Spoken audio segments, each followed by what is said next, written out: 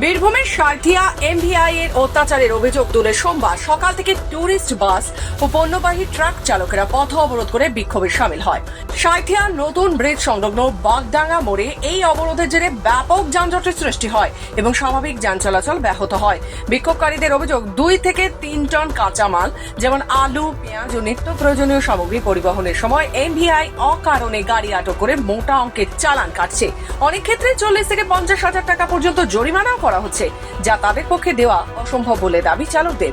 Tourist bus মালিকদের অভিযোগ আরো গুরুতর। তাদের দাবি, বাসে রান্নার গ্যাস সিলিন্ডার থাকলেই 1 লক্ষ টাকা পর্যন্ত জরিমানা করা হচ্ছে। এতে টুরিস্ট বাস চালানো কার্যত অসম্ভব হয়ে পড়ছে।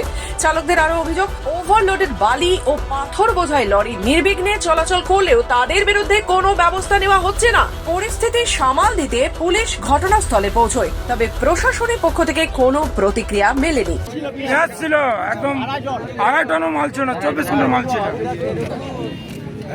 24 কুইন্টাল মাল ছিল। 41,000 কেস দিয়েছে।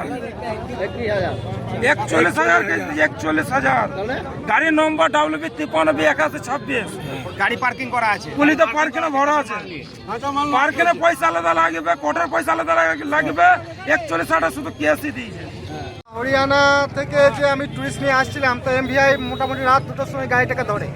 সেই সময় এমনইভাবে জেরা করে তো বড় একটা আমাকে ফাইন করে দেয়, 1,10,000 টাকা। তো সেইখান থেকে আমি অত টাকা দিতে পারিনি। তার পায়ে হাতে ধরে আমি ওর কাছে 53,000 টাকা পর্যন্ত ফুল পেমেন্ট দিয়ে ট্যাক্সটা ভরে আমি গাড়িটা তারপরে ছেড়ে এসেছি। এগুলো খুব বাড়াবাড়ি হয়ে যাচ্ছে না? একটা বাসের একটা গ্যাস নিয়ে এসেছি, তো এত বড় কেস দিচ্ছে। আমাদের দাবি হচ্ছে আমরা 2 টন 2.5 টন মাল নিয়ে খাটছি, আমাদেরকে কোথায় রাস্তায় ধরে এমভিআই ফাইন করছে। 30,000, 50,000, 31,000 করে ফাইন করছে। এই দেখুন চালান। আমরা এবার কি